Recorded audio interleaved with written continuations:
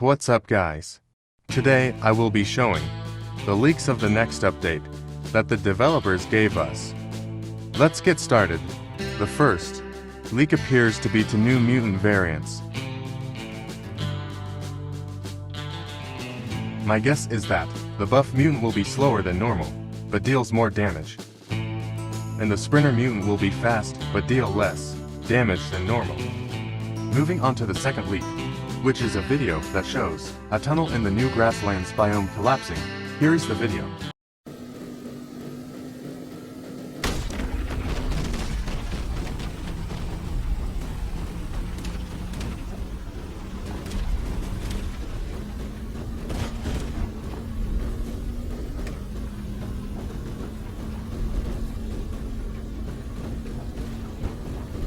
Pretty cool and challenging.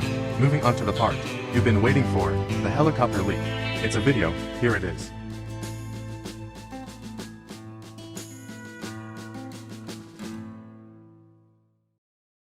This helicopter would be OP if there weren't any obstacles for it. It will definitely cost Robux. Thank you for watching. Bye.